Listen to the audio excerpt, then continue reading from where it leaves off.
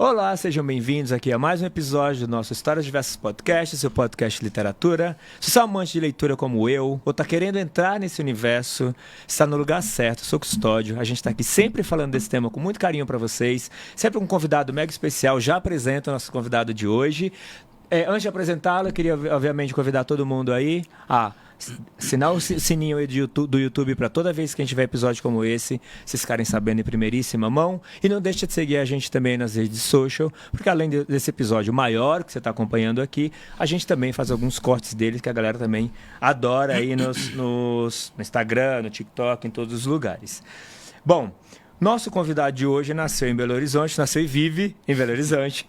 É escritor, mestre em estudos literários pela Universidade Federal de Minas Gerais, a UFMG, com 4 livros publicados: Breve Cartografia de Lugares Sem Nenhum Interesse, publicado pela Sete Letras; Histórias Naturais, pela Companhia das Letras; A Casa dos Outros, também pelas Sete Letras; e seu livro mais recente, O Último dos Copistas, que a gente vai falar bastante dele aqui, lançado o ano passado, em 2024, pela Companhia das Letras. Foi vencedor do Prêmio São Paulo de Literatura e semifinalista também do Prêmio Jabuti.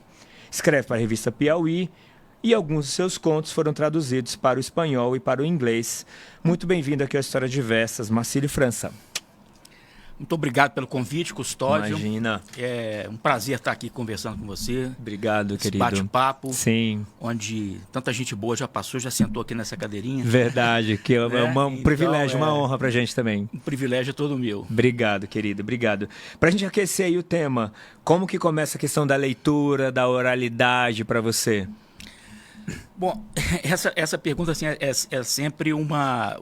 A resposta é sempre uma opção, né, que a gente... É uma escolha que a gente faz sobre como é que vai contar essa história. Né? Porque essa pergunta ela tem embutida uma perspectiva, assim, uma ideia de origem, né? Você quer saber quando que começou. E essa coisa da origem, ela é obscura sempre, né, para nós, porque em qualquer circunstância, é como se fosse assim eu fico pensando como se fosse assim buscar a nascente de um rio, né? Você chega na nascente de um rio, sempre tem mais uma quedinha d'água, mais alguma coisa. Então você acaba não tendo exatamente uma nascente, mas você tem uma rede de nascentes ali. Perfeito. Né? Perfeito. O Rio São Francisco, por exemplo, se você for lá, aquela nascente que é lá na Serra da Canastra, já não é mais não é a nascente, você tem outro lugar para o rio nascer. Bom, mas então... Entendendo que você chegou na nascente. Isso. Então, assim, eu vou eleger aqui uma nascente. Perfeito.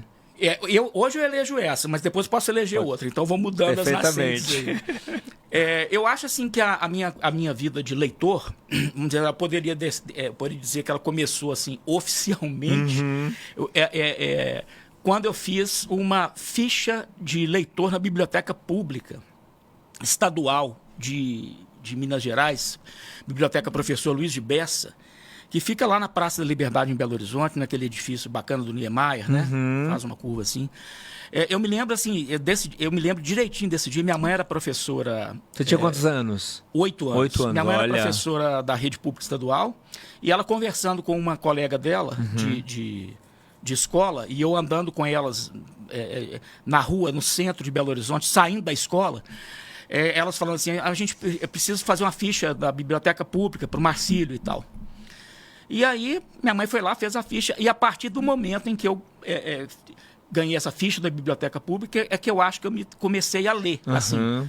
É lógico que antes tinha as histórias lidas em casa, minha mãe é professora, os livros que ela usava na escola, mas assim, a minha história de leitor, de iniciante, está ligada à biblioteca pública. Perfeito.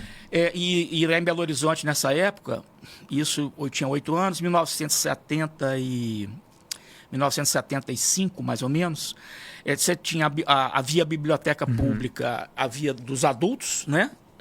Que era separada da biblioteca infanto-juvenil, que ficava num andar embaixo. Eu lembro quando eu entrei lá, eu ficava imaginando o dia em que eu ia poder fazer ficha na biblioteca pública dos adultos, porque eu não podia, tinha uma idade lá, não sei se era 12 ou 14 anos, que você podia passar para o andar de cima, ser promovido, leitor promovido. E nessa época eu lembro, o que eu me lembro, né? Assim, de leitura, que eu pegava lá, ia lá, escolhia nas estantes os livros. Eu lembro de ter lido nessa época Júlio Verne, Monteiro Lobato, Agatha Christie. E aqueles livros da coleção Vagalume, que eu acho que todo mundo leu, né? Todo mundo leu, exato. Mas eu me lembro de duas autoras, assim, em especial, que é a Maria José Dupré e a Lúcia Machado de Almeida. Eu me lembro de ter lido os livrinhos dessas duas autoras na coleção Vagalume. Perfeito. Eu não me esqueço, inclusive, de algumas cenas, assim, que legal. Um livrinho de infantil, A Ilha Perdida. Eu não me esqueço de algumas cenas que ficaram na minha cabeça. Não, e legal já ter autoras mulheres também nessa sua jornada, ali no começo da jornada também, né? Então, assim, esse primeiro momento foi esse, vamos dizer assim, do primeiro contato, assim, da infância, né? E a partir daí, depois eu frequentei a biblioteca pública durante muito tempo, eu acredito que até eu entrar na faculdade eu frequentei a biblioteca pública. Depois eu parei. E aí no colégio também fazia algumas leituras, mas eu te confesso o seguinte, eu nunca fui um leitor voraz. Nunca fui. Eu sempre fui um leitor, eu costumo dizer de mim mesmo que eu sou um leitor incompleto ou inacabado. Eu acho que a minha leitura hoje, inclusive, ela já está funcionando no ritmo do celular, assim, sabe? É como assim, eu já era um leitor, assim, porque eu sempre li, eu começava a ler um livro, se o livro era bom, eu parava, levantava a cabeça, e aí eu não parava de pensar. Porque assim, eu tenho uma questão assim com o livro, que quando ele me dá um sinal ou me dá uma ideia, eu paro de ler o livro e fico Você vai para aquele lugar horas, que o livro te botou eu dou um salto para fora do livro que legal. E vou imaginando. Aí acabou o tempo que eu tinha para ler e eu só li aquele parágrafo. Então Mas isso tudo bem. Acontece tudo bem. Tudo bem, tipo, isso acontece demais comigo, assim. Eu começo lendo e termino escrevendo, assim. Não, mas escrevendo literalmente? Anotando. Assim, anotando. Né? É muito comum eu começar a ler e aí eu leio uma frase que me deu uma ideia, aí eu começo a imaginar. Eu sou muito mais assim de parar e ficar imaginando, fabulando, do que de entrar assim, vorazmente numa leitura. Eu não sou desse tipo. Por isso que você fala que você é inacabado? É um leitor inacabado, assim. Mas você chega a terminar essas obras? Eu combino com os livros inacabados. Eu acho que para cada livro inacabado tem um leitor inacabado, assim, entendeu? Não, mas assim, por isso que eu gosto muito dos livros inacabados, né? Porque aí tudo bem, ele dialoga bem com você. Você pega o livro inacabado com o leitor inacabado e ele tudo certo. se completa. Mas alguns você lê até o final, mesmo que eles sejam... Você lê, tipo... Sim, sem dúvida, mas hoje em especial, assim, eu acabo cada vez menos os livros que eu leio. Nesse aspecto, assim, eu acho que tem aí, infelizmente, uma coisa eu acho que o próprio processo de lidar com mecanismos eletrônicos já está invadindo a minha forma de me relacionar com a leitura. Com a leitura. Não, depois, assim, a gente pode voltar nesse assunto, se você quiser, porque a gente estava falando das origens, das origens. Não, mas foi ótimo. Acho que a gente caminhou aí, falou de muita coisa já. Não, você sabe tem uma segunda cascata, se você quiser, eu falo, porque eu falei da primeira cascata. Fala, eu quero. Então, vamos dizer assim, nesse sistema de nascentes aí, a primeira cascata foi essa, dos 8 anos e tal. Aí tudo bem. Quando eu tinha 16 anos, e aí tem uma questão que envolve a minha vida de leitor e a minha vida a minha relação com a escrita. Perfeito. Quando eu tinha lá meus 16 anos, eu estudava no Colégio Santo Antônio, que é um colégio muito bom lá em Belo Horizonte. Inclusive, estudei com bolsa de estudo lá a vida inteira, nunca paguei um tostão. Eu devia ser um dos mais pobres da sala, mas eu era bom aluno, então eles me deram uma bolsa de estudo. Você segurava pela bolsa, então tudo certo. Eu estudei em escola pública e depois passei para lá. Boa. Mas aí, nessa época, com 16 anos, eu comecei a abrir um pouco a minha cabeça para possibilidades assim artísticas, né? Perfeito.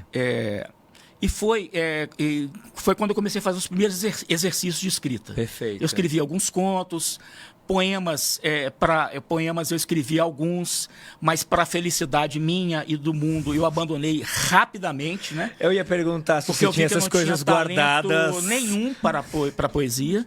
Não tem coisas guardadas. Porque eu sou um leitor muito exigente comigo mesmo, né? Eu sou um cara exigente com as coisas que eu leio, com as coisas que eu faço. E a primeira muito perceptível que eu aqui. faço é com as minhas próprias coisas.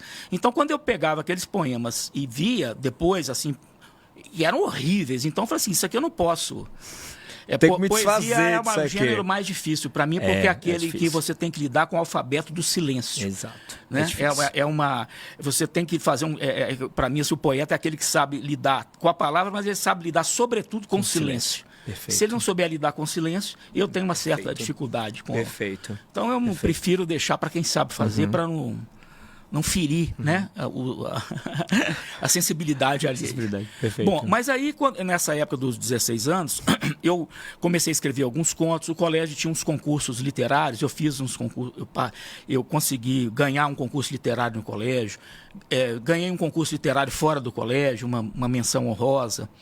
Então eu comecei a achar que aquilo ali poderia ser tinha uma coisa ali, né? Tinha uma coisa. É uma coisa meio... Eu acho assim que essa ideia assim, de começar a escrever, no meu caso, assim, acaba sendo uma espécie de obsessão, de você criar uma ilusão para si mesmo. E tem uma certa megalomania nessa história, né? Você acaba sendo assim uma... Esse podcast funciona como consultório psicanalítico também, tudo. Né? Inclusive para mim.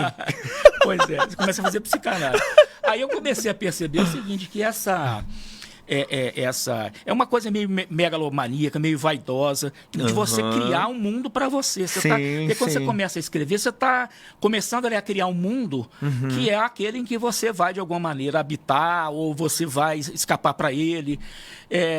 Você cria um duplo ali, uma vida dupla, que talvez seja mais a sua âncora existencial do que a sua própria vida biográfica ali, né? Perfeito. Você tem uma coisa para se segurar na sua própria existência. Então eu comecei ali a escrever e tal. E aí eu recebi o apoio dos colegas, dos amigos, dos professores. E comecei a achar que eu podia fazer aquele negócio bem feito. Bom, ao mesmo tempo... Nessa fase aí de 16 anos. 16 anos foi uma idade assim que marcou a minha vida, né? Perfeito.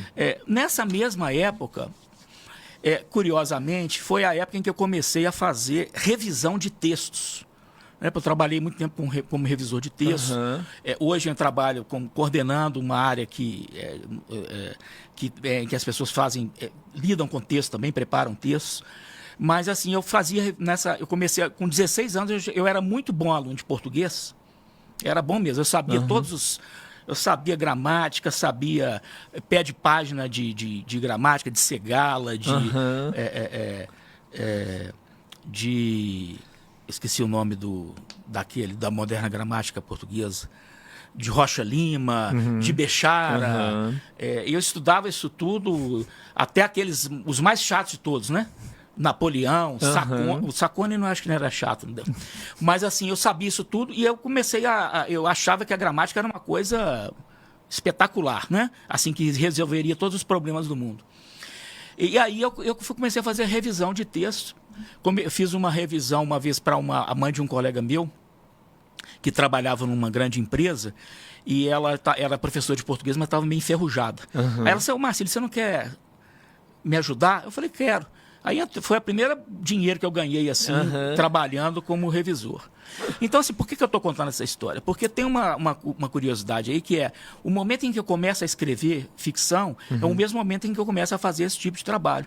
Então, você tem aí uma coisa que é a existência de um revisor profissional e a existência de um escritor, que eles nascem mais ou menos ao mesmo tempo.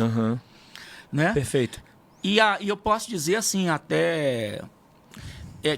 eu fiz um caminho assim, eu saí da gramática para a literatura, assim. Eu fiz a gramática acabou me levando para a literatura. Perfeito. E eu vi assim o quão restrito era aquele universo que eu achava que era grande da gramática, e caí na piscina da literatura, assim, e que foi uma coisa maravilhosa para mim. Perfeito. Né? Agora, interessante, porque você já escrevia coisas quando você tinha 16 anos, mas você vem publicar o seu primeiro livro em 2011. Vem publicar muito tempo depois. Exato. Por que desse gap, né? E por que você decide, em 2011, publicar, depois de tanto tempo e já escrevendo? Na verdade, foi 2009. 2009, tá. 2009. Bom, essa é uma pergunta assim, eu falei, né, que nessa época eu escrevia, eu tinha um reconhecimento dos amigos por isso. No meu primeiro curso de graduação, que foi Direito, depois é que eu fiz Letras e o mestrado em Letras, mas primeiramente eu fiz Direito. E nunca exerci, né? Eu sempre quis fazer Letras, mas fiz Direito por questões de família, econômicas, essas coisas que todo menino, né, de 17 anos acaba passando por isso. Sim. E mesmo que eu entrei na faculdade, ganhei concurso de contos na faculdade, na UFMG, na revista literária da UFMG, que já Você publicou. tá tudo te dizendo, vai. Mas aí é o seguinte, eu comecei a trabalhar e eu trabalhava muito, tinha muita eu era arrimo de família, trabalhava e tinha que... não sobrava tempo, para aquele tempo que eu precisava para poder escrever. Né? Eu teve uma época em que eu fazia graduação em letras e trabalhava o dia inteiro, não tinha como. Não tem como. E existe uma coisa curiosa, que é assim, na minha cabeça, até isso vai levar a um campo meio paradoxal, que é o seguinte, na minha cabeça, nessa época, eu era um escritor. E, inclusive, no primeiro livro, eu criei um personagem lá que é uma espécie de escritor sem livros. Eu me achava um escritor sem livros. Né? E aí acabei criando esse personagem de um escritor sem livros que gastou aí 25 anos para poder publicar o primeiro, né? E com a garantia de que ele já era um personagem vivo. Mas aí quando eu fiz 40, eu falei assim, bom, essa ideia de adolescente, né? De que a vida é ilimitada, ela é falsa. É como se eu tivesse... Então, é como se eu tivesse vivido essa ilusão de que eu teria todo o tempo do mundo para publicar ou escrever a hora que eu quisesse. Perfeito. Mas você chega nos 40 vai anos. beirando os 40 e fala assim, olha, eu tenho que... Ou eu tenho que fazer alguma coisa agora, ou eu vou ser um escritor sem livro até morrer. E vou virar personagem de outro que escreva, né? Exato. Que é muito bom, inclusive, isso. Né? Vou virar o escritor sem livros. Ele é o Qual a sua profissão? Escritor. E seus livros? Não tem livro. Não tem livro. É muito bom. Mas aí eu comecei a pegar notas que eu tinha de várias épocas, né? Porque eu sempre anotava coisas de várias épocas. Fiz uma coletânea de contos e publiquei. Mandei para 7 Letras. Com uma semana eles me responderam positivamente, que tinham gostado muito. Eu não tive dificuldade nenhuma para fazer essa publicação. Né? Porque eu reuni, mandei e eles já publicaram. Que é o Breve Cartografia. Não, é A Casa dos Outros. Ah, tá, que é o 2009 esse. É A Casa dos Outros. Entendi, perfeito. E aí depois veio depois que eu publiquei A Casa dos Outros, eu ganhei uma bolsa da Funarte. Eu apresentei um projeto para a Funarte, ganhei uma bolsa para escrever um livro em 1 ano. Aí foi ótimo, porque eu fui forçado. Te deram inclusive, um prazo. assim, os textos muito curtos que estão no Breve Cartografia, eles vêm não assim de uma filosofia, de uma hipótese, de um planejamento. Eles vêm da necessidade de eu fazer um livro rapidamente. Perfeito. E aí você acaba, assim, porque essas coisas prosaicas, elas acabam muitas vezes ditando o rumo das... Total. E foi ótimo, porque eu acabei percebendo que eu podia fazer muitos textos curtos, ótimos, sem ter que ficar... e aí foi também um momento em que a ideia do conto tradicional foi por água abaixo na minha vida, e eu hoje posso escrever, me sinto livre para escrever e experimentar, desde textos muito básicos, pode ser um aforismo até um romance, né? E tal. Não, é legal, porque isso é muito libertador, né? Muito libertador. Porque senão você fica aquela coisa assim, não... Para escrever um romance eu tenho que produzir 600 páginas. Isso comigo jamais funciona. Não, isso é uma puta... É um negócio que você fala, cara... E às vezes você pode produzir coisas maravilosas em 100 páginas, então, né? Mas assim, fica essa coisa, romance tem que ser 200, 300, 400 páginas. O que te dá o tamanho e a forma é a própria narrativa, é a própria história, né? Então, é isso que a gente tem que testar. Isso aqui isso aqui vai te exigindo... mais ou menos. Você pode fazer alguma ficção, como eu faço, eu já escrevi ficções que são assim, comentário, ficção, comentário, que é uma fórmula simples e que é suficiente ali. Mais do que aquilo, você estraga o que você escreveu. Né? Sim, perfeito. Não, acho que até comercialmente para as editoras hoje, acho que ter livros mais curtos, acho que até melhor, porque acho que eu tenho a sensação, pelo menos o que passa aqui, o que eu ouço também de amigos ou dos leitores que me escrevem tudo, é que hoje prefere livros mais curtos por essa questão da urgência de querer ler mais coisas eu acho e que tal. existe, eu já pensei sobre isso, eu acho que existe assim uma briga, assim, uma dupla via hoje. Porque, por um lado, assim, a vida, o mundo virtual e essa presença virtual, ou seja, a comunicação virtual, ela é mais propícia ao texto curto. Porque tanto é que a poesia se beneficia muito disso, os poemas se beneficiam muito disso. Sim. Então, esse texto curto ele é solicitado por essa vida na rede. Então, você tem uma grande circulação de textos curtos. Isso acaba tendo um impacto na produção literária. Total. Né, que, de certa forma, absorve isso. Por outro lado, é curioso, né? Quando você vive um momento assim que você tem uma seta apontando para um lado, você tem uma outra seta que reage a isso, que é a do romance muito extenso. Muito extenso. Então você tem autores aí hoje que publicam tijolos, né? Não, o Orhan Pamuk, não tem um livro dele tem menos de 600 páginas. O sueco lá, o norueguês, o Knaus. O Knausgaard, o Wolf Knausgaard. Ele publicou uma coisa prussiana, né? Assim, de todo o tamanho. Os 5 livros dele, cada um tem 400 Exatamente. páginas. Então, assim, ao mesmo tempo que você tem esse lado da solicitação do texto curto, por outro lado, você tem uma reação que atende também a um pedido das pessoas, do leitor, de querer se aprofundar num rio mais caudaloso. Sim. Então fica essas duas coisas. Uma coisa acaba sendo o estímulo para a outra surgir. Mas eu não tenho dúvida de que hoje prevalece assim a vigência do texto curto, ela é mais forte. Das histórias mais curtas, né? E aí, o que você mais aprendeu nessa primeira publicação aí, depois dos 40, ou nessa fase dos 40, assim? Olha só. É curioso que sempre perguntam assim, né? Mas quais são o seu período formativo, os seus livros de formação? Eu acho que eu estou em formação até hoje. Eu estou com 58 anos e me considero em formação. Né? Um escritor que ainda está... E eu acho que eu vou me formar até o resto da vida. E a cada dia que passa eu me sinto menos pronto.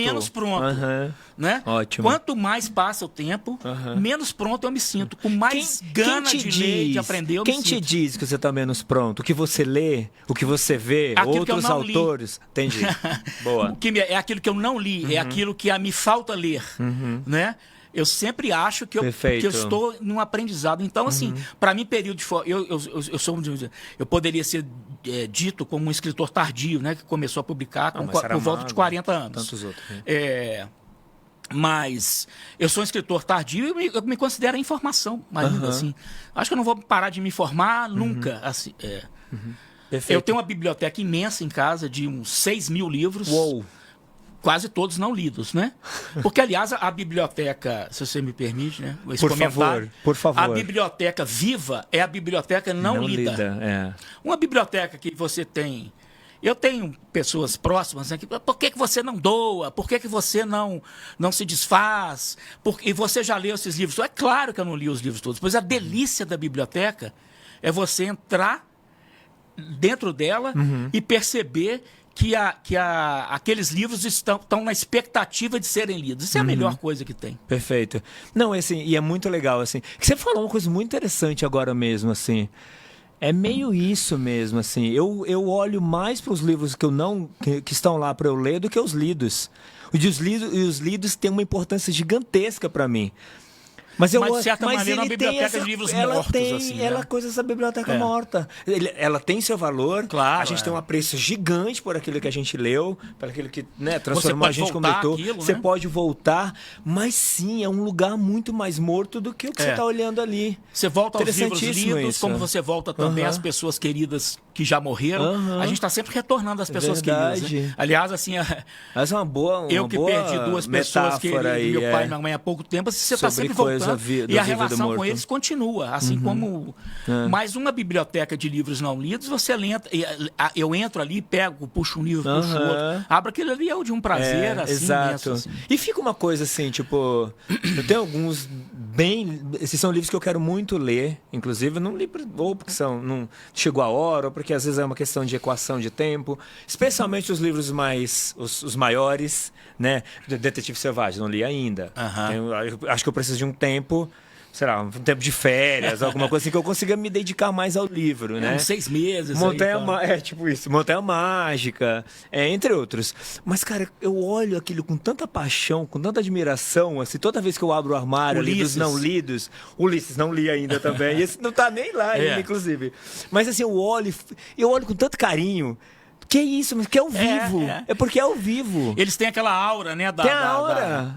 Eles te pedindo, né? Exato. E aí talvez seja bom você deixar esses livros lá, nunca lidos, e eles vão fazer parte da sua vida dessa maneira. E o que define? Porque não é só, assim, a leitura não é só você pegar o livro e falar assim, eu li, saiu passando página com página. Uma leitura, para mim, assim, eu nunca leio sem um lápis. Impossível ler sem um lápis. Sim, para ir anotando, então, rabiscando. Eu tenho que pegar o livro, também. Né? Eu tenho que pegar o livro aqui, abrir o livro... e tem que estar com um lápis na mão. Assim, isso aqui é fundamental. Exato.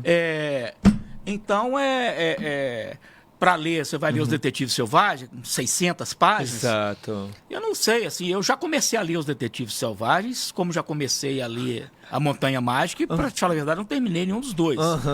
Eles estão lá, eles estão sempre sendo lidos por mim, de alguma maneira. Perfeito, né? Perfeito. Mas é uma leitura muito... Eu acho que eu leio um pouco como eu escrevo, com lentidão, assim. Perfeito. E o mais define... pensando e imaginando do que lendo. Assim. E o que define, na hora que você vai para essa biblioteca viva, que livro que você vai pegar, que livro que você vai começar a ler? Bom, isso são várias... existem vários impulsos e várias necessidades reunidas, né? Existe primeiro, assim, se eu estou trabalhando com algum assunto que remete a determinado livro... Aí, por exemplo, vou começar a escrever... Isso é uma coisa muito comum. Eu vou começar a escrever um conto que fala, por exemplo, que é uma questão astronômica ou cósmica, que tem a Lua envolvida, assim. Aí eu vou lá e busco aqueles livros na biblioteca que podem me sugerir alguma ideia, podem me ajudar nessa conversa com o conto que eu estou fazendo. Sei lá, pego o livro lá do Galileu Galilei, sobre a observação que ele fez da Lua, e vejo como é que isso está dito lá. Outros livros que falam disso, alguma coisa do Calvino, e eu vou fazendo pilhas de livros assim. Na minha casa eu tenho uma estante, uma bancada, ou várias bancadas, todas com pilhas de livros, cada uma relacionada com um assunto. Tá. Então, assim, isso é uma possibilidade de escolha. De escolha, perfeito. Outra você já tem um filtro ali. São assuntos que eu vou pesquisar, ou sobre os quais eu vou escrever. Perfeito. Então, separa as pilhas. Perfeito. Mas tem aquele momento, assim, que eu estou simplesmente a fim de relaxar e me divertir, aí eu escolho aleatoriamente. Eu posso pegar o que me vem na cabeça, o que eu estou com desejo na hora. Perfeito. Pode ser um livro de ensaio, um livro sobre ciência, um livro de poemas, um romance.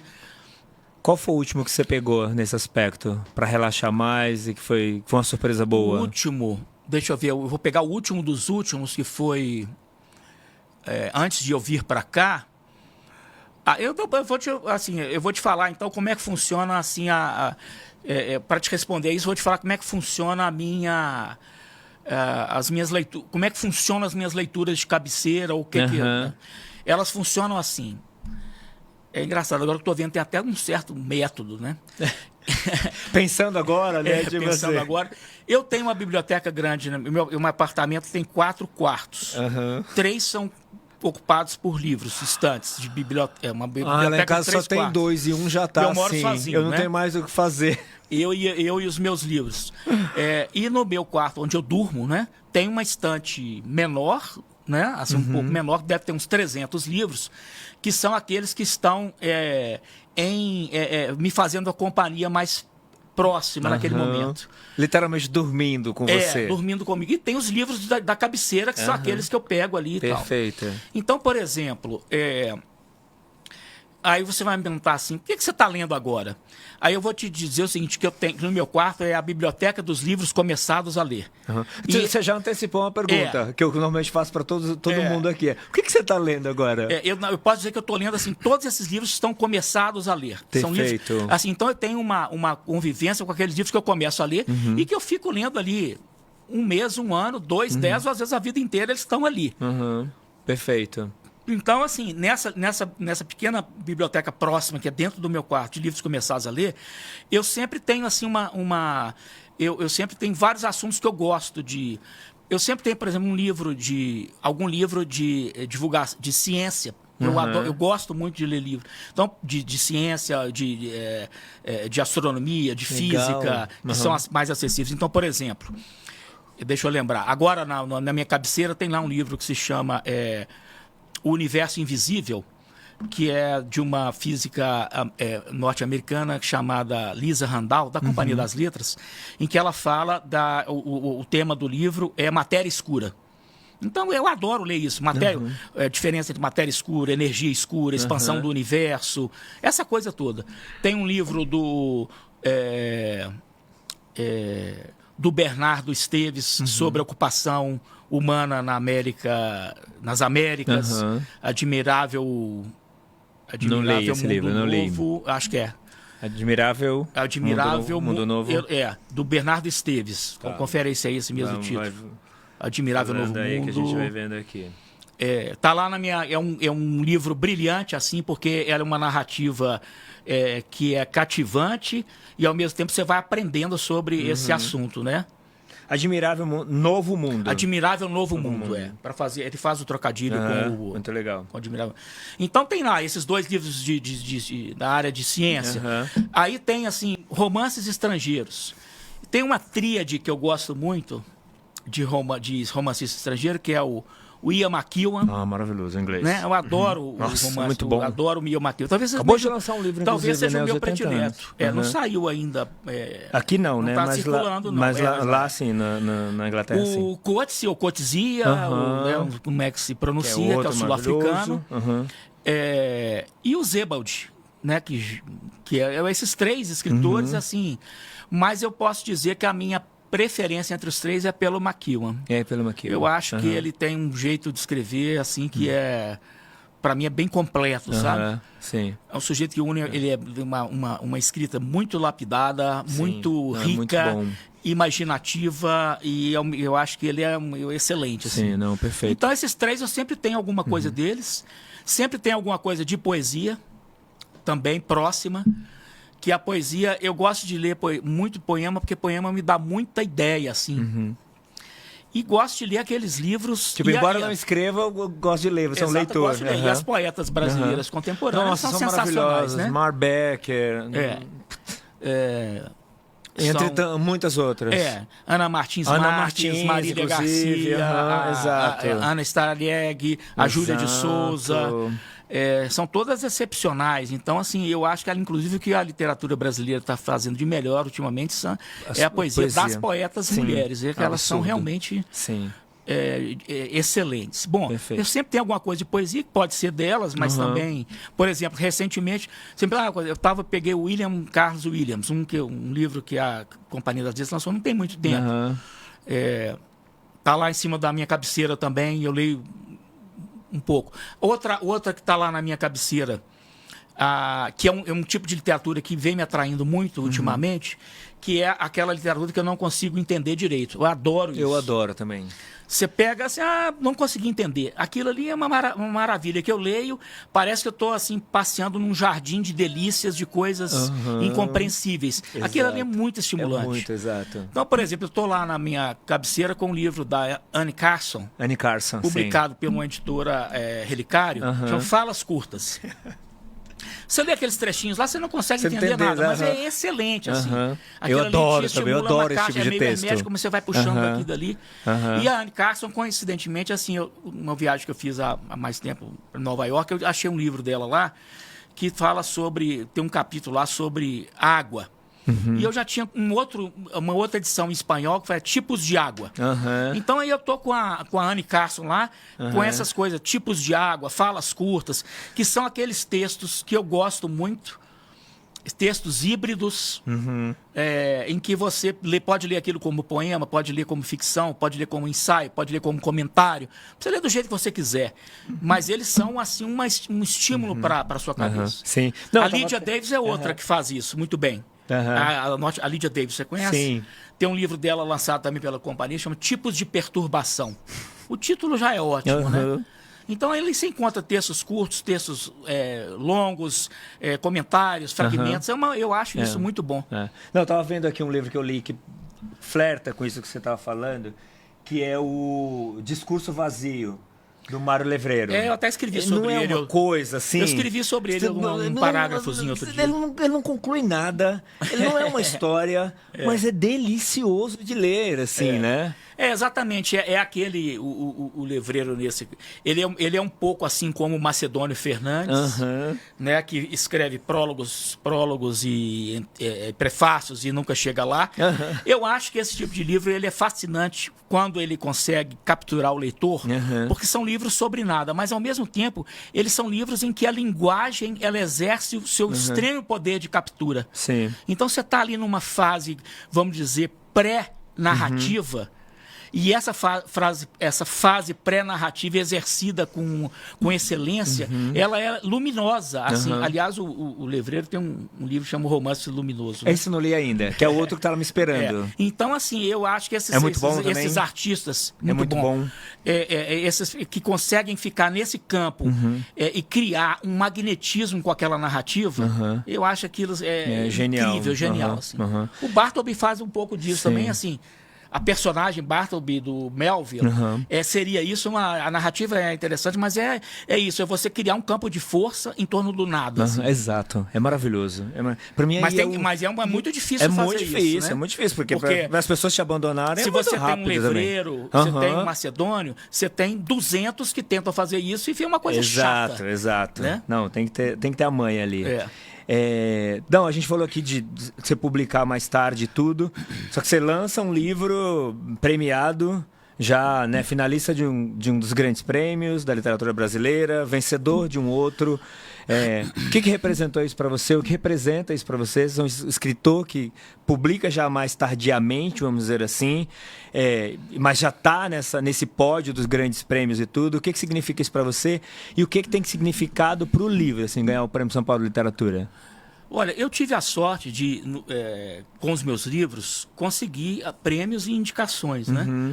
O Breve Cartografia de Lugares Sem Nenhum Interesse, de 2011, ganhou o prêmio da Fundação Biblioteca Nacional. Isso, para mim, já foi uma coisa muito importante. Aliás, esse é um livro que eu gosto muito, gostaria de ver reeditado. Então já dá a dica aí. Editora. Antônio Cherchenesky, meu querido editor.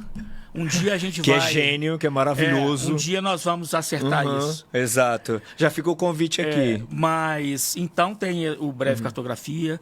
Depois veio Histórias Naturais pela companhia, que foi indicado para foi um dos finalistas da Fundação Biblioteca Nacional. Na época teve um Prêmio Rio de Literatura, que foi um ano só, ele também foi finalista. E o último dos copistas, foi o primeiro romance. Eu tive a felicidade de ele foi indicado para o Jabuti, né? Foi sempre finalista do Jabuti, e o vencedor do Prêmio São Paulo. Eu costumo dizer o seguinte, essa questão do prêmio, ela é uma felicidade, porque é claro que você tem um livro que ele tem que ter uma condição de se impor, né, para o leitor, mas ele concorre com outros livros que têm a mesma condição, né? Por exemplo, são 10 finalistas. Qualquer livro tem essa condição de se impor ao leitor, não é à toa que ele está ali como finalista, entre 200 outros livros. É isso que eu falei, ele já passou por uma peneira ali grande. Exato. Mas quando eu digo a felicidade, é quando esse livro ele encontra o leitor dele nos jurados. Porque a questão do prêmio, você tem uma dose de competência do livro, mas você tem uma dose de felicidade casual de quem vai ler. E eu acho que aí o livro teve essa felicidade, e para mim a melhor ainda, porque isso impulsiona a venda do livro, impulsiona o meu entusiasmo para continuar escrevendo, amplia o número de leitores. Sim. Então é uma coisa muito bacana, muito dá mais visibilidade para o livro também, nas livrarias e tudo. O prêmio inclui uma viagem para Guadalajara, na Feira do Livro, no final do ano, que é uma coisa importante. Sim, perfeito. Chama a atenção dos leitores, né? Chama, e aí você muito. vê outros leitores comentando. Exato. Então, é muito bom. É uma sobrevida, né, que ele ganha. Né? E você chegou a olhar, assim, quem eram os seus concorrentes? Você chegou a ler algum dos livros que estavam concorrendo com você? Não, eu cheguei a ver quem eram os concorrentes, li alguma coisa deles, mas assim, eu nunca... Essa coisa de prêmio, eu nunca nutro nenhuma grande... Procuro não nutrir grande expectativa a respeito disso. Porque eu sei que é uma coisa que pode acontecer ou não. Então eu sempre fico comedido em relação a isso, até para não haver decepção depois. E se vem é maravilhoso, né? Perfeito. Você sabe que a gente tem um quadro aqui que chama 3Es, que é um livro para... Você já falou vários livros, deu dicas ótimas aqui para quem está ouvindo, assistindo a gente. Mas é um livro para enaltecer, um livro para emprestar, que é um livro em geral que você acha que muita gente vai gostar, você não tem muita dificuldade com isso. Grandes leitores, gente que está começando e tal.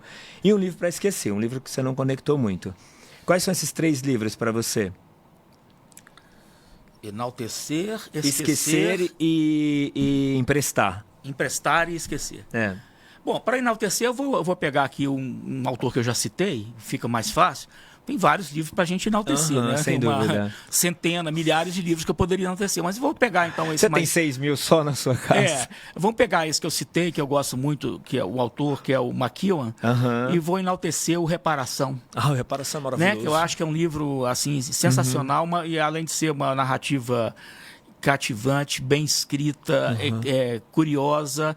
É uma aula de como fazer um romance também ali dentro tem. Perfeito. Né? Então, eu vou enaltecer o livro, o McEwan e esse livro dele como um exemplo. Espetacular. Assim. Perfeito. Para emprestar? Para emprestar, eu acho que os livros bons para a gente emprestar são os livros de poesia.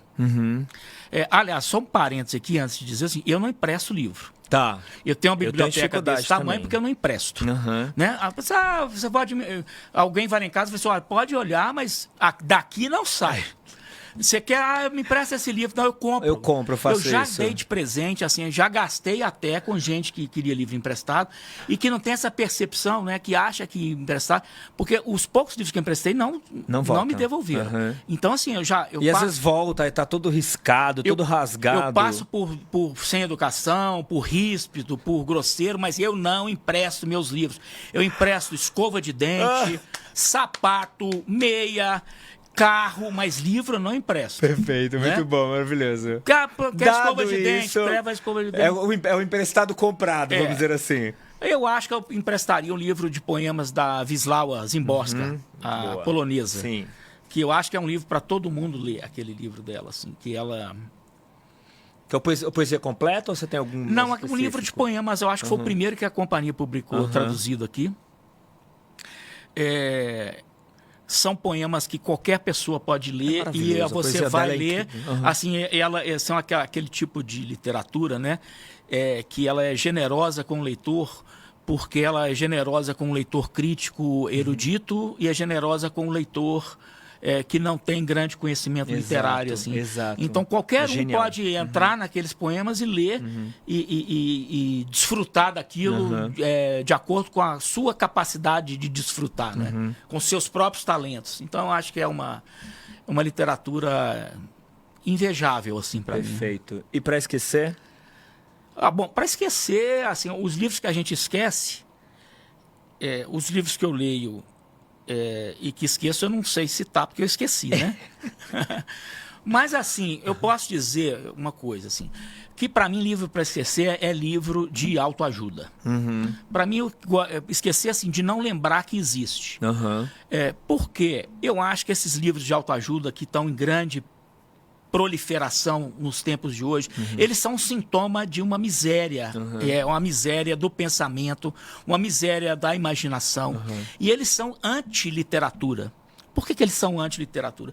Porque a literatura ela existe para estimular a imaginação, para estimular o pensamento, né? Para fazer a função da literatura é essa máquina de fazer pensar e fazer imaginar.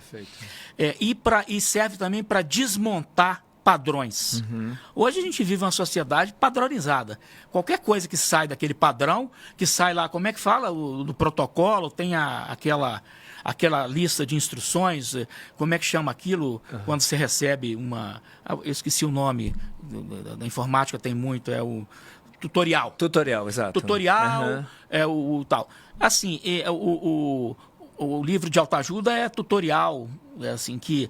eu acho que a função nossa, eu gosto de ler aquilo que vai abrir a minha cabeça e deslocar, deslocar a perspectiva. Aliás, assim, posso fazer um comentário? Por favor. Então, assim, eu estou indicando que os livros de autoajuda como para esquecer. Mas eu estava falando de deslocar o olhar, é o seguinte, eu me lembrei de uma coisa aqui, que eu acho que essa coisa do deslocamento do olhar é quase uma espécie assim de novo fantástico. É o fantástico sem ser fantástico. Perfeito. Porque você você pegando assim os livros que são de literatura fantástica, você tem desde aqueles iniciais, aquela que lidam com o terror, com o monstruoso, né? Uma coisa muito escandalosamente visível. Mas você tem um fantástico cortazariano, que é aquele de um momento, de uma janela que se abre em algum ponto da existência e aparece alguma coisa, que o próprio Cortázar fala isso em entrevistas que ele deu. Você tem aquele o fantástico, que é do maravilhoso, do conto de fadas. Você tem o fantástico ligado ao absurdo, como é o caso do Kafka. Você tem o fantástico borgiano, que é uma coisa mais metafísica, ou assim, uma coisa de lidar com as ideias. E assim, eu fico vendo assim que existe uma literatura que eu posso chamar, entre aspas, de fantástica, que é aquela realista, mas que desloca a sua percepção. Perfeito. Então, não é a questão da realidade que muda e que te apresenta o fantástico. É o seu olhar que retifica a realidade para ver aquilo de uma maneira que você nunca viu. Então, isso pode acontecer com uma xícara. Nos meus livros, isso acontece muito, que é a coisa de você deslocar o olhar. Perfeito. E, de repente, você vê um pote de água de uma maneira que você nunca viu antes, mas ele continua sendo pote de água. Perfeito. Mas você desloca e vê aquilo como vamos dizer assim, um aprisionamento para a água. Assim. Perfeito. Não é mais um lugar onde você vai beber água, mas é uma cadeia, uma prisão. E, né, e se você vê sob essa perspectiva, você vai se relacionar aquilo com várias outras coisas. Perfeito. E isso é um estímulo para a imaginação, né? É como que você consegue imaginar exatamente fazer o contrário do que essa sociedade padronizadora te impõe. É deslocar o olhar para ver as coisas de uma maneira diferente, insólita. Assim. Perfeito, muito bom ponto. E o esquecer? Eu falei, os livros de autoajuda. De autoajuda já falou, verdade. Que livro que você gostaria de ter escrito? Rapaz, olha só. Eu não sei, assim, eu não tenho essa coisa de ter um desejo de ter, gostaria de ter escrito, eu nunca pensei nisso exatamente, assim. Você está lendo um livro, você fala, eu gostaria de ter escrito isso. Eu acho que eu gostaria de ter reescrito os meus próprios livros em muitas partes, mas assim... Você é muito criterioso com o seu texto. Exatamente. Assim, eu queria esse texto ganhou um prêmio, um dos principais prêmios de literatura do Brasil, foi lido e julgado por grandes autores. Eu tenho uma ideia de fazer ele de outra maneira. Mas assim, talvez tenha um livro, por exemplo, pensando aqui, tem um livro do Calvino, que eu acho belíssimo, assim, na feitura, na elegância, na concisão, no arranjo, que é As Cidades Invisíveis. Nossa, é maravilhoso. Então, assim, talvez eu gostasse de ter escrito As Cidades Invisíveis, mas eu vou te dizer uma coisa. Se eu tivesse escrito As Cidades Invisíveis, eu escreveria de outra maneira. Entendi. Então, eu gostaria de ter escrito As Cidades Invisíveis do meu jeito. Exato. Perfeito. Talvez eu fizesse assim alguma coisa menos descritiva e eu talvez fizesse As Cidades Invisíveis assim, narrando algum aspecto mais singular de cada uma dessas cidades. Perfeito. Que poderia apontar o que é aquela cidade sem fazer uma descrição assim arquitetônica. Perfeito. ou delas, assim. Então, eu acho que Pô, eu estou retificando Calvino aqui, quem sou eu, né? Mas, assim, é um livro maravilhoso. Se eu tiver... Maravilhoso em todos os sentidos, né? Até porque ele fala das maravilhas das cidades. Mas, assim, eu o reescreveria, mas o reescreveria do meu jeito, assim. Perfeito, maravilhoso. Maravilhoso. Que recado que você mandaria para o Marcílio escritor daqui a 15, 20 anos? Rapaz, agora você me pegou. Eu mandando de agora para você mesmo. De volta para o futuro? De agora para o futuro? Daqui a 15 anos. Pô. Uma caixinha assim. Numa caixinha escrita que você vai abrir ela daqui a 15 anos. Você acabou de botar essa... Nossa. Na caixinha. Tava mais fácil mandar para o passado. Quer falar pro passado antes? Mandar pro passado, eu acho que pro passado. Pro futuro? Se eu mandasse pro passado, eu falo assim, Marcílio, escreve, para de pensar, escreve. Perfeito. Né? Não seja tão idealista. Ou rigoroso não demais. Seja tão idealista, tão perfeccionista. Exato. Para o futuro, talvez, assim, Marcílio, aqueles primeiros livros que você escreveu, não se esqueça de republicá-los e alterando-os. Faça aí uma... Aí eu mandaria um box com os livros, com aquilo que eu gostaria de modificar e falar assim, olha, Marcílio, não se esqueça de fazer essas alterações. Tá vendo? Continua sendo rigoroso, tá vendo? Exatamente. Não, isso não vai ter isso jeito. É que eu faço, mas você vai morrer com isso. Você sabe como que eu como me deu isso? Porque assim, é o que eu faço todo dia pro Marcílio de amanhã. Né? Eu tenho essa mania de achar que o Marcílio de amanhã vai ser sempre menos esperto do que o de hoje. Então sempre escrevo assim, fazer isto, fazer aquilo, não se esqueça de fazer isso, não se esqueça de fazer aquilo. Então daqui a 10 anos, minha memória deve estar, talvez, espero que não, em alguns aspectos pior, em outros melhor, porque você vai ficando mais seletivo das coisas que são importantes. Sim. Mas eu mandaria esse recado, não esquece de fazer isso não. Muito bom. Vamos falar um pouquinho aqui do último dos copistas. Tem uma água aí? Oi? Água. Água, temos água aqui. Aguinha aqui pra você. Vamos aí. E aí, conta pra gente um pouco dele, da decisão de escrever essa história, onde ela nasce, onde ela ganha forma, como, né, quando você decide dar forma a ela. Olha, esse livro ele começou com a publicação de um ensaio na revista Piauí, né, em 2019. Sim. Esse ensaio, que é um ensaio ficcional, né? Ele é ficcional porque ele é um ensaio sobre uma exposição que aconteceu em Paris, que estava acontecendo naquela época, 2019, em Paris, sobre uma figura histórica chamada Ângelo Vergésio, um copista de origem cretense que migrou para a Itália e depois para a França no século XVI. E a Biblioteca Nacional Francesa faz uma exposição falando da vida e do trabalho, do ofício dele e mostrando os manuscritos dele. Algumas pessoas, alguns eleitores, inclusive professores, excelentes leitores, uma amiga minha, inclusive, que dava aula na França em 2019, virou para mim e falou assim, Marcílio, eu não me lembro de ter visto essa exposição na França, em Paris, nessa época, eu estava lá e tal. Aí eu falei, assim, claro, você não viu porque ela não existiu. Né? Então, assim, eu fiz esse ensaio fictício sobre uma exposição que não existiu, mas eu atuei como autor nos bastidores dessa exposição. Eu tive que fazer uma pesquisa sobre todos os manuscritos dele em várias bibliotecas. Fiz uma espécie de... Juntei um acervo do copista.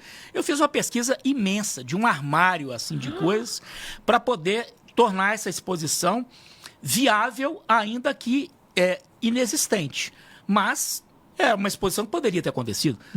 Alô, Biblioteca Nacional Francesa. Se vocês quiserem me chamar para ser o curador da exposição do Vergésio, eu já estou com Você tudo já está com pronto, o material assim, pronto. já estou com o material pronto. Eu já estou com a roupa pronta. Já estou até com a roupa. E houve uma coincidência na época incrível, que é a seguinte, eu não sabia, depois eu já tinha tido a ideia de fazer isso, e eu descobri que poucos anos antes havia acontecido em Paris 2 exposições relacionadas com essa, porque uma sobre a a biblioteca do Francisco I, François Premier, que é o rei que recebeu o Vergésio lá com o seu calígrafo, e uma outra sobre o Garamond, o Claude Garamond, que é o tipógrafo, não é?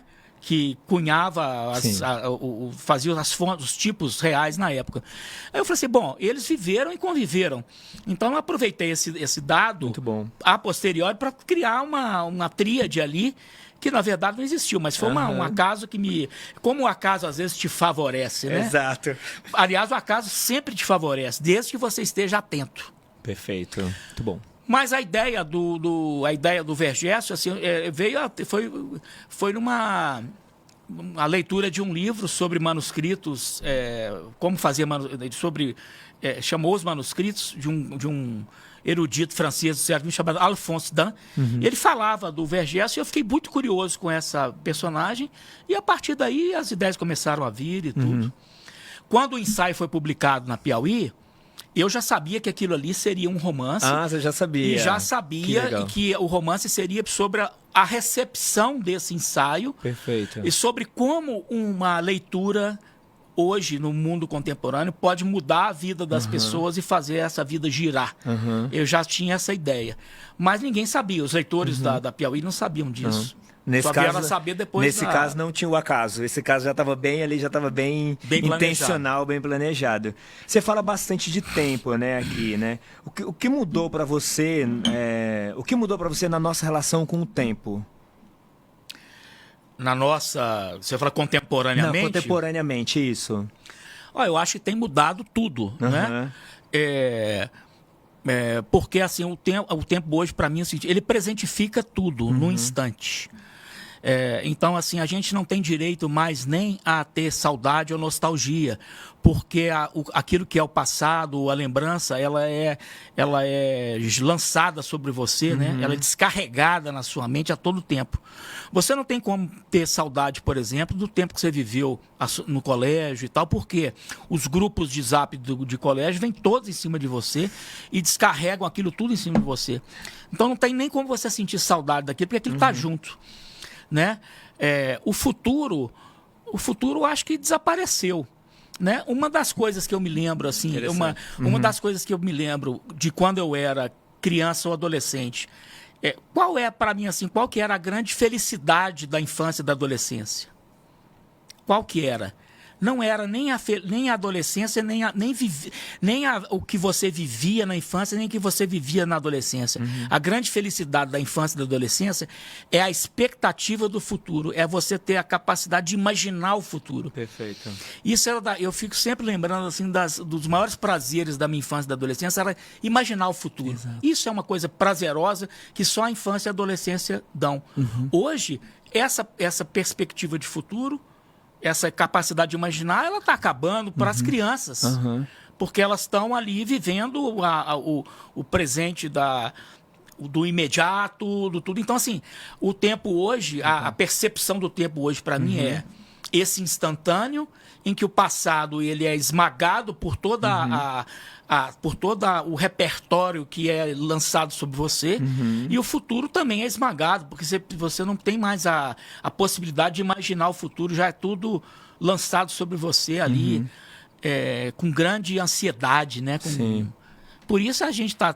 Todos nós estamos deprimidos, estamos ansiosos, estamos em pânico, estamos com medo. E tem essa coisa de estar muito no presente. Muito no presente. Assim, muito. O presente é o instantâneo. E talvez é por isso, tipo... E a memória vai se perdendo. Eu, por exemplo, assim, hoje o celular virou uma extensão da sua memória, sua memória está lá. Tá tudo... Você não tá força tudo mais, aqui. Tá tudo aqui. Não tem nada. Né? Se você perder, já era. A senha, inclusive, tá aqui, não tá mais aqui, tá aqui, né? Então, assim, isso é curioso, eu vou só emendar uma coisa assim. Porque a questão da literatura nesse aspecto, uma coisa que eu sempre penso, assim, eu escrevi esse livro, eu gosto muito de escrever, tanto no romance atual, como nos meus livros de contos, tem uma grande atenção àquilo que não tem interesse. Aquilo que é menor, aquilo que é pequeno, aquilo que talvez essa máquina consumista não alcance, porque não tem valor de mercado. Perfeito. Eu gosto muito de ter atenção sobre essas pequenas coisas, porque nessas pequenas coisas o tempo ainda não foi colonizado. Ele é um tempo de permanência. Então é aquele lugar em que você pode sossegar e ter um pouco de paz, né?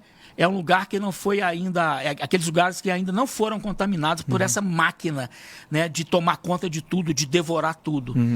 Então, acho que a literatura tem essa importância assim, de buscar esses pequenos lugares em que o tempo ele ainda é dilatado, assim, onde ainda tem duração. Perfeito. Que é um lugar de saúde, eu acho, mental. Sim, porque né? todos os outros é desespero e ansiedade absurda, né?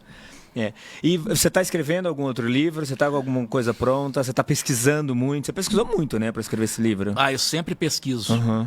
Pesquisei muito. Olha só, eu tenho já acabei de assinar um contrato com a companhia para um novo livro que deve sair em 2027. Perfeito. Mas é um livro de narrativas muito curtas, assim. Interessante. É o livro talvez mais ousado, assim, do ponto de vista formal, que eu já escrevi, porque são narrativas muito curtas. E ele deve sair em 2027. Perfeito. E eu estou escrevendo já um romance novo, né? Mas esse das narrativas curtas já está programado para 2020, já está pronto. Entregue. Já entreguei. Assim, é lógico que tem todo o trabalho de diálogo com o editor, mas assim, eu já entreguei, né? Perfeito. O Antônio, ainda vou conversar muito com o Antônio, né? Sendo você, provavelmente vai ficar revisando até ele vai me ajudar os últimos 30 segundos da entrega. Vamos aí melhorar o que der até o último momento. Mas, e enquanto isso, eu já tenho uma pesquisa muito grande sobre um novo romance. Já tenho um baú de rascunhos, assim, um baú grande. Baú. Porque eu planejo muito as coisas que eu escrevo. Muito. Eu não consigo fazer simplesmente essa ideia de que vai jorrar, isso aí não existe. Eu tenho um processo caótico de escrita que você pergunta, onde é que você escreve? Você escreve onde? Comigo não existe isso. Eu escrevo... escrever, o que é escrever? É sentar na cadeira e escrever, assim, aquele momento? Não. Para mim, escrever é tomar notas. Isso é escrever para mim, tomar notas. Então, eu tomo notas. Aqui no seu programa, eu posso sair e tomar uma nota ali. No táxi, eu tomo nota de férias. À noite, quando eu deito na cama e não consigo dormir, aí eu fico mandando e-mail para mim com notas variadas. Isso é o que eu estou escrevendo. Né? Eu tenho trabalho o dia todo, não tenho muito tempo. Depois que eu tomei todas essas notas, aí tem um processo de organizar e o momento em que aquilo ali vai ganhando corpo. Né? Perfeito. Então, para mim, escrever é isso. E no caso desse romance que eu estou preparando, ele já tem um arquivo considerável de notas, de planejamento, de capítulos, já tem na minha cabeça, já tem começo, meio e fim já montados. É claro que isso pode mudar. Perfeito. Do mesmo jeito que eu tenho 100 arquivos para um capítulo, eu tenho 100 arquivos para um roteiro.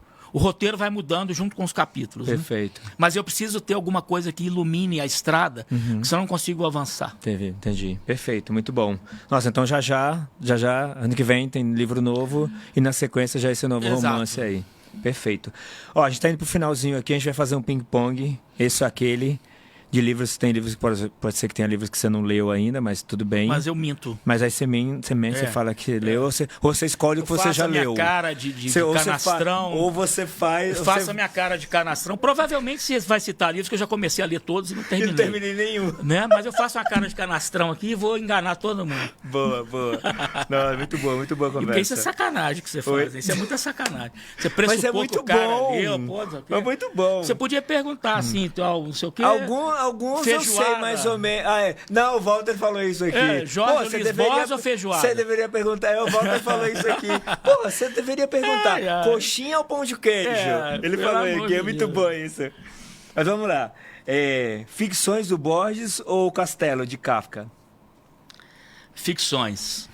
Ficções ou O Vermelho e o Negro do Stendhal? Ficções. Ficções ou A Cor Púrpura da Alice Walker? Ficções. Ficções ou Vidas Secas? Ficções. Ficções ou Lolita? Ficções.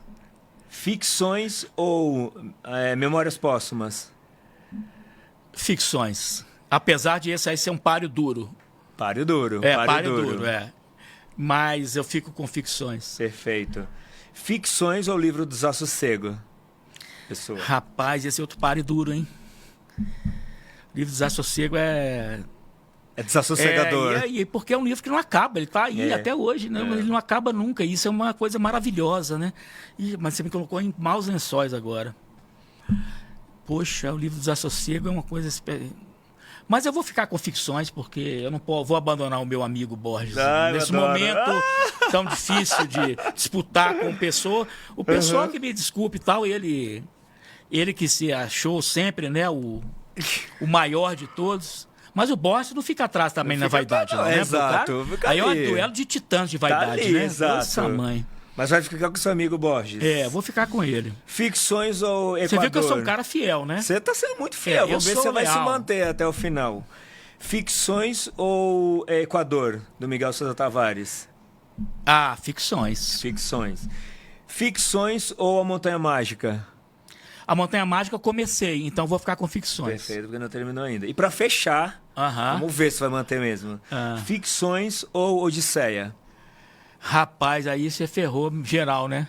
Aí eu vou ter que ficar com a Odisseia. Porque a Odisseia contém tudo. Que tá tudo lá dentro. A Odisseia, a questão da Odisseia é a seguinte, eu li a Odisseia pela primeira vez quando eu comecei a fazer letras. Eu li aquele negócio, eu li inclusive numa versão que nem era uma versão muito boa. Ela tinha uma versão de narrativa e tudo, mas eu fui lendo aquilo e falei, não é possível uma coisa dessa. O livro foi escrito lá em 700. Escrito não, né? Foi compilado, né? Porque você nem sabe exatamente como que aquilo surgiu. Quando foi escrito. Mas foi compilado lá em 700 anos antes de Cristo. Meu Deus. E você tem tudo ali. Assim é como um livro, impressionante, né? Como que pode ser tem história dentro da história, tem aventura, tem drama, tem romance, tem traição, tem suspense. É uma coisa incrível aquilo ali. Então, assustador. Querido, obrigado. Obrigado, Marcelo, obrigado. Papo ótimo, né? Muito bom. Eu então, que agradeço, foi muito imagina, bom. Foi bom demais. A gente podia ficar conversando aqui atrás. Se tivesse um vinhozinho aqui, já que nós falamos uma cervejinha, Homero, né? Porque lá, aquelas libações, né? Então a gente tinha que ter um vinho aqui para poder comprar. Michele, você podia providenciar um vinho produção, aqui. Cadê a produção? Eu acho uma vinho boa bom, dica. Então eu não tomo vinho ruim, não, que eu não gosto de passar mal. Vinho bom. Tem que ser vinho bom. Eu acho, poderia ter um vinho bom. Isso aqui tá muito careta, essa xicrinha com água. Não é? Diversas, água é bom, mas água com vinho. Pode passar bebidas diversas. Põe aqui, ó. Vinhos diversos. Vinhos diversos. Uvas diversas. Uvas diversas. Pronto. Exatamente. Muito bom. Já temos um outro podcast, Uvas diversas. Obrigado, querido. Obrigado. Papo agradeço. Ótimo. Muito bom mesmo. Obrigado. Parabéns pelo livro, parabéns pela obra. E já, que bom que temos mais coisas suas aí, já aí, saindo pela Companhia das Letras, que já sai também com uma chancela. Gente, obrigado aí pela audiência. Não deixe de assinar o sininho aqui embaixo para vocês ficarem sabendo toda vez que tiver episódio como esse, primeiríssima mão. Não deixe de comentar aqui embaixo o que vocês acharam do episódio, quem vocês gostariam de ver, de ter aqui sentado nessa cadeira conversando comigo, tá bom? Já a gente se vê no mais um episódio maravilhoso como esse, tão gostoso como esse, tá bom? Um beijo grande, fiquem com Deus, a gente se vê já. Beijo, tchau.